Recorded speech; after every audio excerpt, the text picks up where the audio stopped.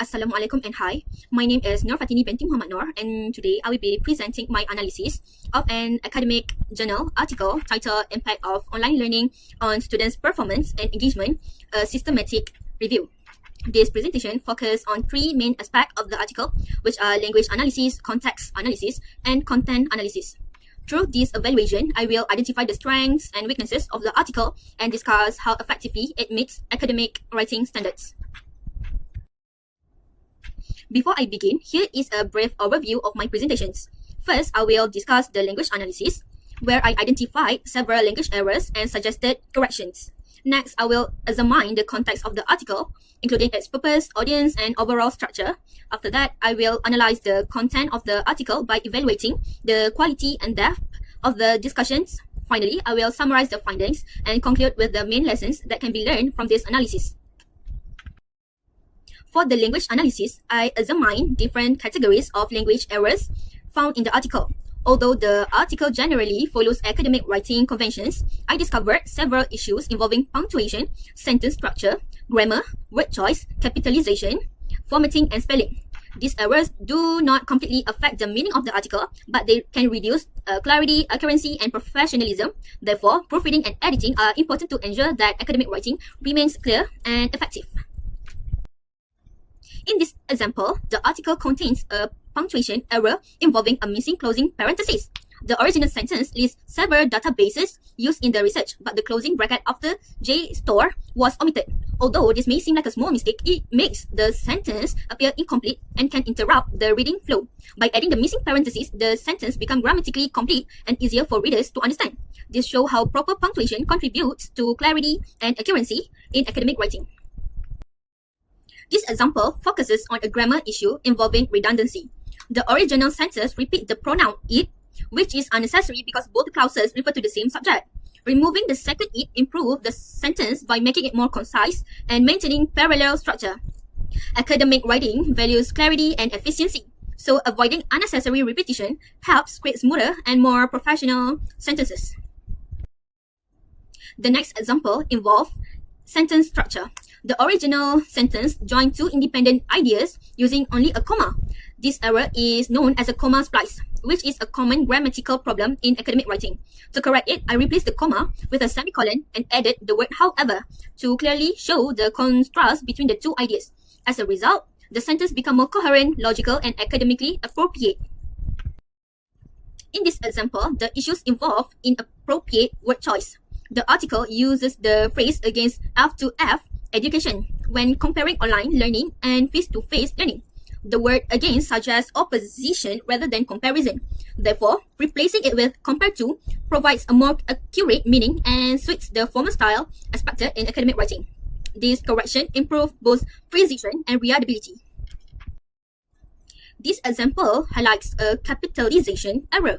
The article refers to the Prisma guideline, which is an official framework used in systematic reviews. Because it is part of an official name, important words such as review should begin with capital letters.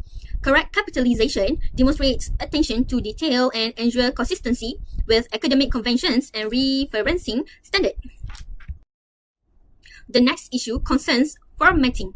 In the keyword section, the article omits a colon after the word keywords. Although this seems minor, academic writing follows specific formatting conventions. A colon is needed to properly introduce the list of keywords. Adding the colon improves presentations and makes the document appear more professional and organized. The final language error involves spelling. The article used the word internet-based as a single word. However, because it functions as a compound adjective, it should be written as internet-based with a hyphen. Using the correct spelling improves readability and follows standard English writing conventions. This example shows how even small spelling errors can affect the overall quality of an academic text. Moving on to the context analysis.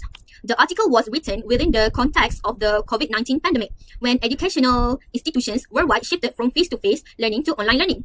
Its target audience includes researchers, educators, and policymakers who are interested in understanding the effectiveness of online learning. The article successfully follows a formal academic structure by including sections such as the abstract, introduction, methodology, and results. However, I found some weaknesses. Certain sentences are overly long, some transitions between ideas are weak, and a few informal expressions reduce the overall clarity and consistency of the text. Next is the content analysis. Overall, the article provides relevant and informative discussion about the impact of online learning on students' engagement and academic performance. One of its strengths is the use of multiple studies and sources, which increases credibility and supports the discussion with evidence. However, several weaknesses were identified. Some ideas are repeated throughout the article, especially discussions about students' engagement challenges. In addition, certain factors, such as digital tools and student motivations, are mentioned but not explored in sufficient depth. The article also tends to describe findings rather than critically evaluating or comparing them, which limits the overall depth of analysis. To summarize my analysis, the article demonstrates several strengths. It is relevant to current educational issues, follows an appropriate academic structure, and includes informative supported by various research sources. Nevertheless, a number of weaknesses were identified. These include language error, repetitive ideas, weak transitions between sections, and limited critical discussion. While these issues do not completely reduce the value of the article, addressing them will be significantly improve the overall quality and effectiveness. In conclusion, this analysis has shown that effective academic writing requires more than just relevant content. Writers must also ensure clarity, coherence, organization, and linguistic accuracy. Even minor errors in grammar, punctuation, formatting, or sentence structure can affect professionalism and readability. From this analysis, I learned that strong academic writing should present information clearly, maintain logical flow between ideas, and provide critical discussion rather than simply describing information. Thank you for listening. I think that's all from me for my presentation. Finally, these are the references that guided my analysis.